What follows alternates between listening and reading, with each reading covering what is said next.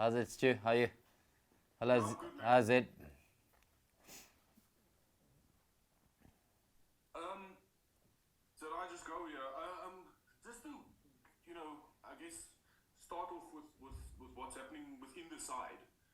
One of the things that's been particularly noticeable with various interactions, whether it be in press conferences or even through some of the stuff that takes place on social media, um, has been this element of leaving behind what has happened. So, in this tournament, obviously you won both games, but there's been very deliberate talk from players. Listen, we're done with that now. It's on to the next one. Can you just take us into a little bit of that, I guess, mentality and where it comes from? Who has set this up? Because it seems extremely deliberate.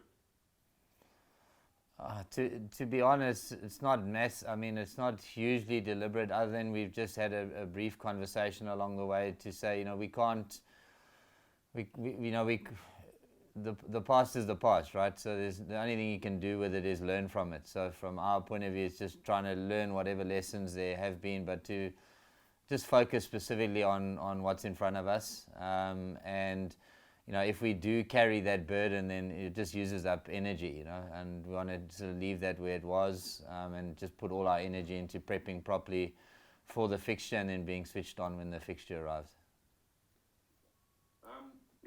Just sort of a couple of things on the next game.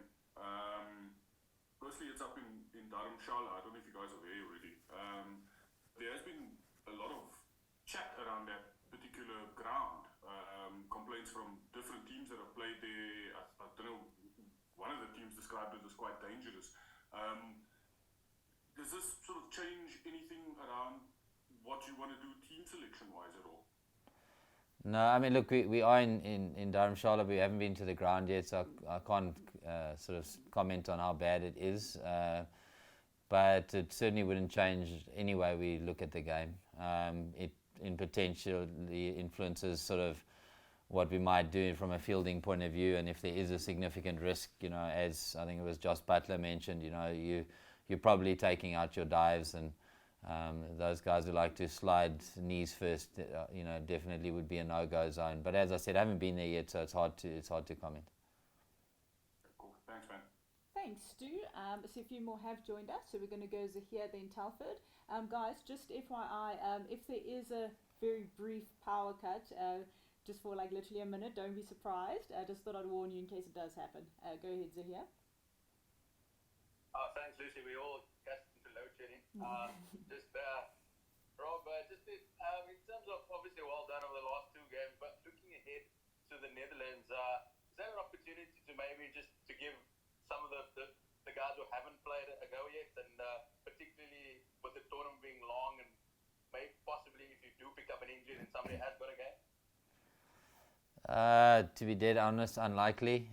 It's the I suppose the beauty of the start of our campaign is that we've had nice breaks in between each fixture, so we've had great opportunity to recover well, train well, and prep well. So from our point of view, it's just about playing whatever we feel is the strongest team on the day.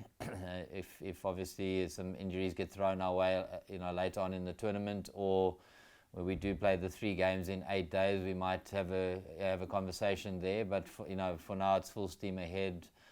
Everyone is training particularly well. The guys have put in the hard yards going back into the winter already, and here since we've been here have worked extremely hard. So I think it's nice to sit here and go that there's no one that I look in at the squad who I don't think is ready to compete if they got tapped on the shoulder. Rob, just to follow up, in terms of you know how strong your batting unit has been. Zahir, we've just lost you after talking about how strong the batting unit is.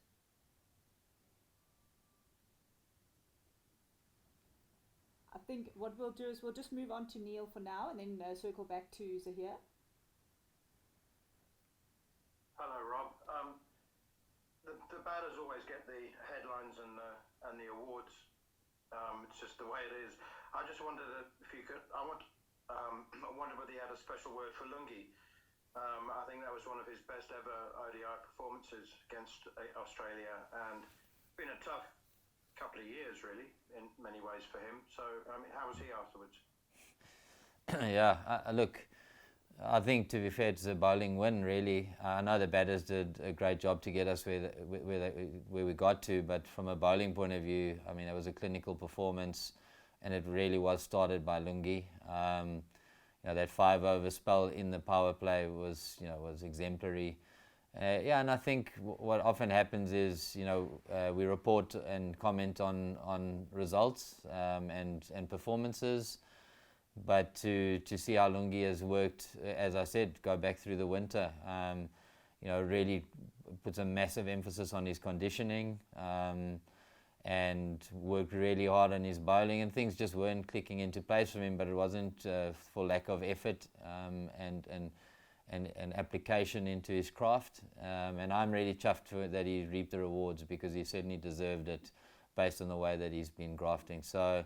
It was great to see the speeds were up, his shape on the ball, some really quality thinking. I obviously will, acknowledge Eric in this whole process as the bowling lead, who's really been excellent with the bowlers, and we're sort of starting to feel little wins here and there based on the work that we've put in. So Lungs certainly was the ambassador for the work that they've been doing.